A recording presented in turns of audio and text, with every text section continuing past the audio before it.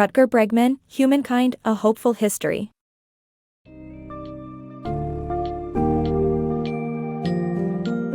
Dive into the world of Humankind, A Hopeful History by Rutger Bregman, as we explore how crisis situations affect human behavior and challenge widely held beliefs about humanity. Learn about historical events that disprove the notion that humans are inherently selfish and violent. Discover how humans have evolved, and why empathy can have both positive and negative consequences in different contexts.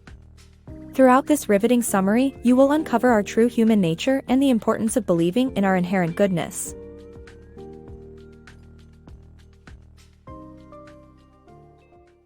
The Psychology of Crises. The Psychology of the Masses by Gustav Le Bon influenced historical figures, including Hitler, by suggesting that in times of crisis, people revert to their violent and selfish nature.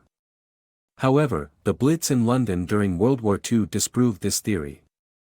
Despite the fear and destruction, Londoners remained calm, helped each other, and even exhibited decreased rates of alcohol abuse and suicide. The crisis brought out the best in people and strengthened British society. The key message here is that crises like war don't automatically turn us into barbarians, but rather can bring out our best qualities.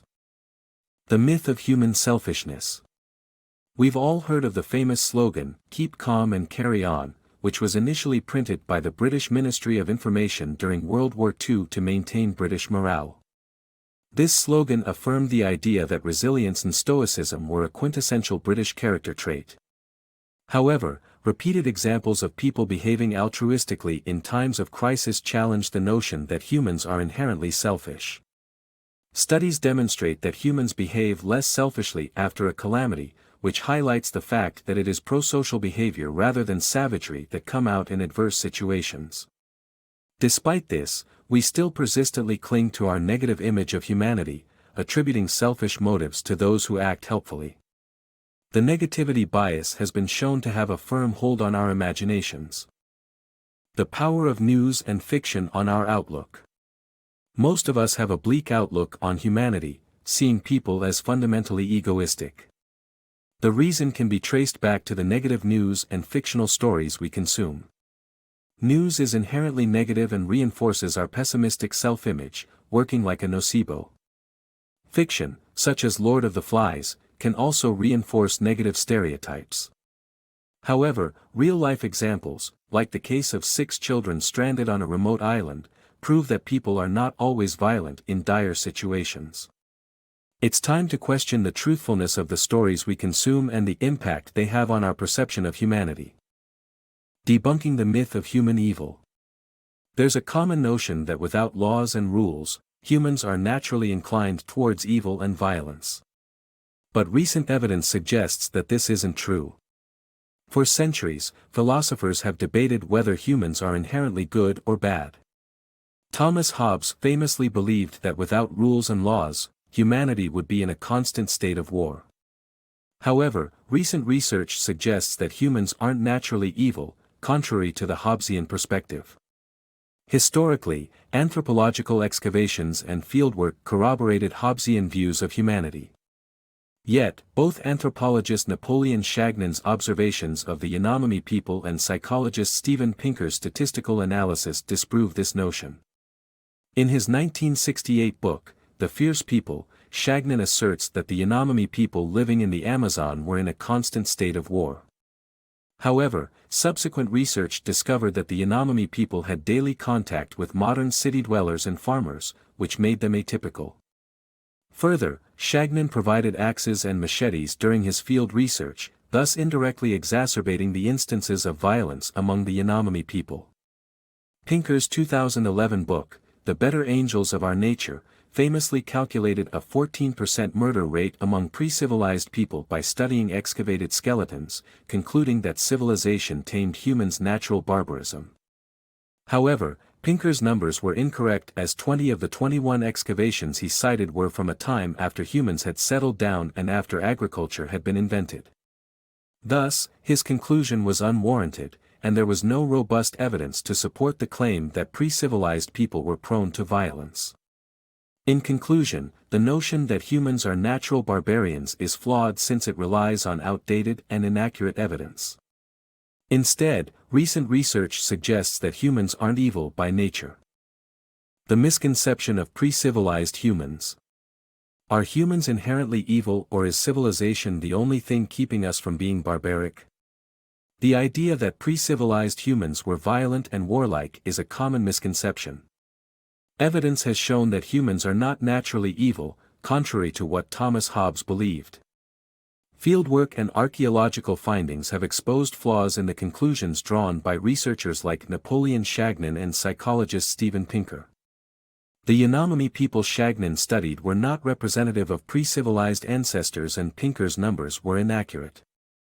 The belief that civilization tamed the violent nature of humans is not supported by substantial evidence. The roots of violence. The emergence of civilization led to human violence, according to recent archaeological findings. Property, settling down, and hierarchies within civilizations made individuals mistrustful, leading to violence. The shame-based systems of hunter-gatherer societies could no longer check people in sedentary societies. Leaders could cement their power with armies, making it difficult to dethrone them with gossip. Jean-Jacques Rousseau's philosophy that humanity is fundamentally good but was corrupted by civilization is discussed.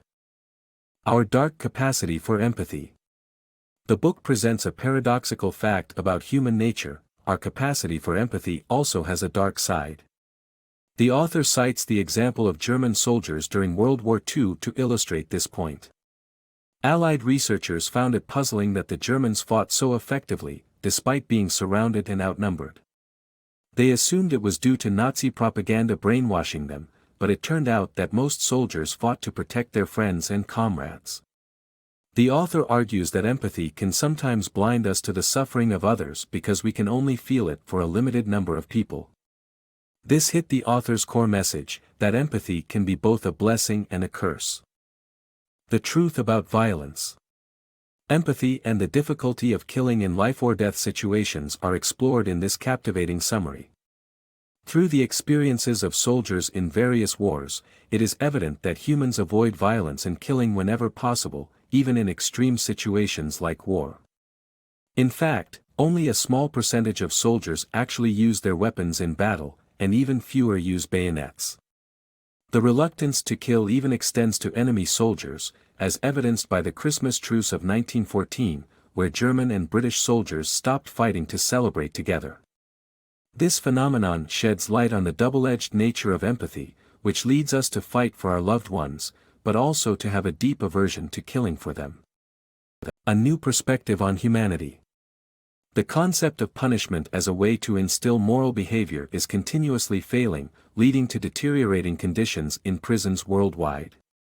However, Norway's Halden prison offers a different approach, where prisoners are treated responsibly, leading to a drastic decrease in recidivism rates. The key idea is that if we believe in the inherent goodness of people, it can transform entire systems, including prisons, businesses, schools, and governments.